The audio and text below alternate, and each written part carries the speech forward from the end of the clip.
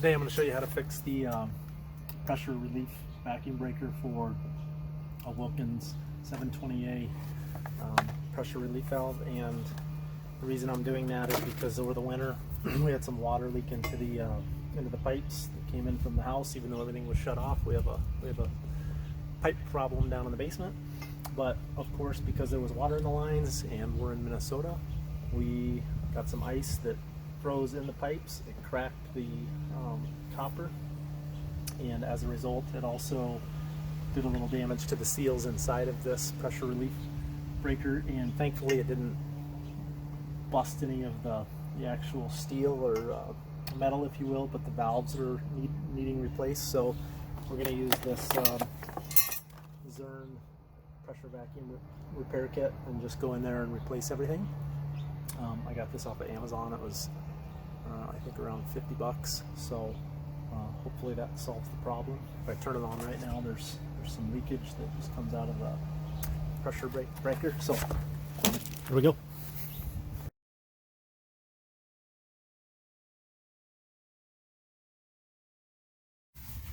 Alright, so I'm going to turn on this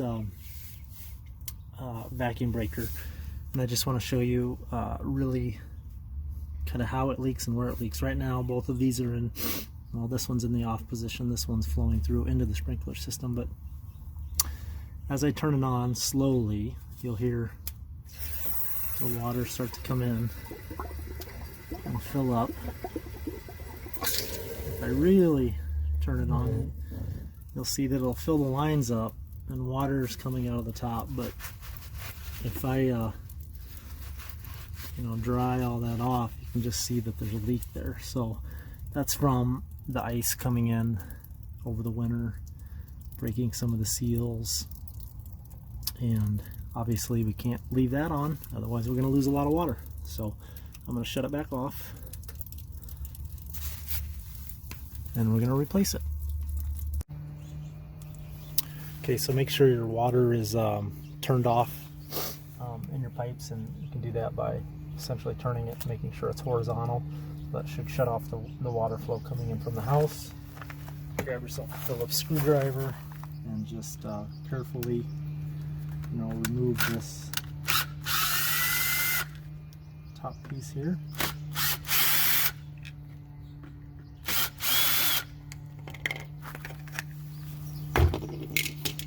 Set that aside, sing a little tune while you want. If you to get this piece off, you just kind of screw counterclockwise and it should just pop right off once you do that. A lot of times when ice gets in there, these will actually crack and give way. It looks like ours has not, which is good. So if that happens to you, you can also order these pieces. So just one other item. I want to take all of this out. There's a seal spring here. Tough to get out, but you can force it out and pop it out here. At the very bottom there's one with a screw.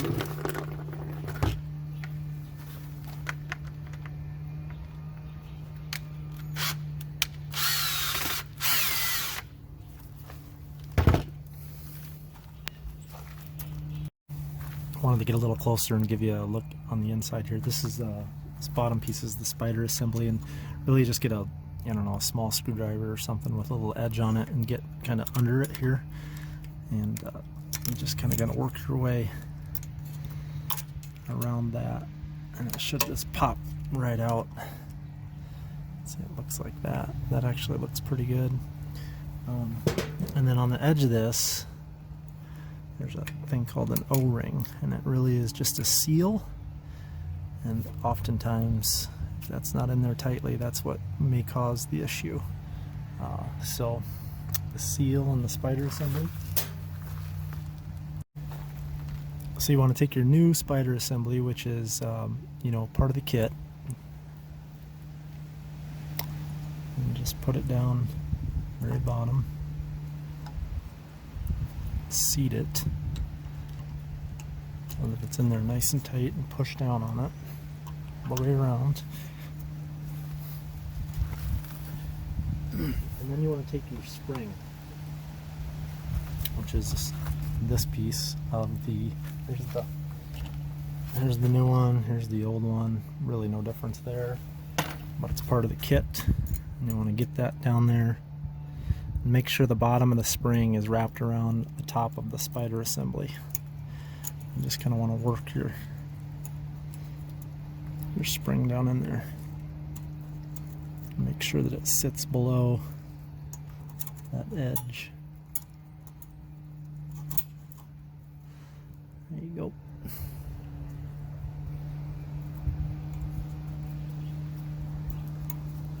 Tucked in there nicely. And then on top of that, you put your disc. Your disc and your poppet assembly, this is a couple of pieces that are, essentially all in one, but really you just sit that right in there as such, and it's meant to move up and down. And then with your kit, you're going to get a packet of grease, which comes in a packet, and you're going to get your O-ring, which is going to go right here and be a seal. Make sure to grease up your O-ring. So once you got your O-ring nice and greased up, which I like my O-ring really greasy,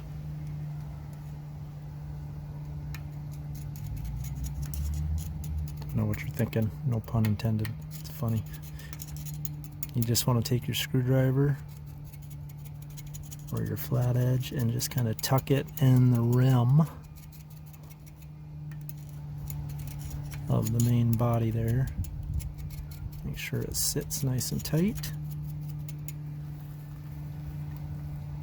And then last but not least, put your plastic washer just right on top of that. And again, this should slide up and down, so it should kind of sit in there. Now we'll take the bonnet, which is the piece I didn't need to replace. Oftentimes people do because the bonnet will break. And make sure that the center of the disc and poppet is in the middle of the bonnet. And find your threads and just tighten it clockwise. Let's give it a good tighten.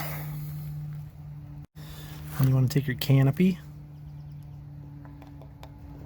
line it up with the holes, take your 3 canopy screws, which are right here, put those back in, but don't over tighten them, otherwise you'll break the plastic on your canopy.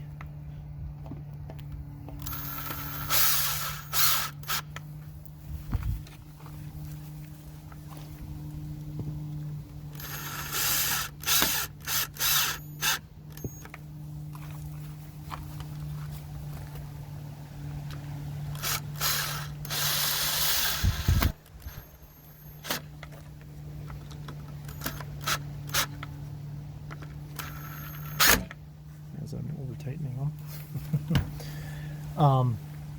And now we're just gonna test the water.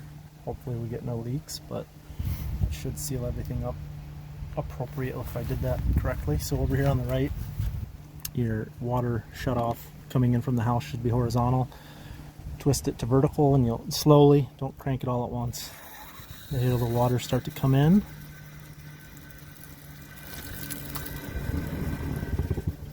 Filling up the yard pipes, the system pipes, and it looks to me like everything is sealed. A little water will come out of the top right at the beginning, and if you slowly wash that away and dry everything off just to make sure that no leaks are coming through, you'll see that your new seals worked good, hopefully. Good luck. So just following up, from a different view, if you remember that first video I showed, water was kind of slowly leaking out of this. Here we are, a few minutes in. Some of this is just leftover stuff, but everything seems to be doing just fine with no leaks. So I would consider that a win.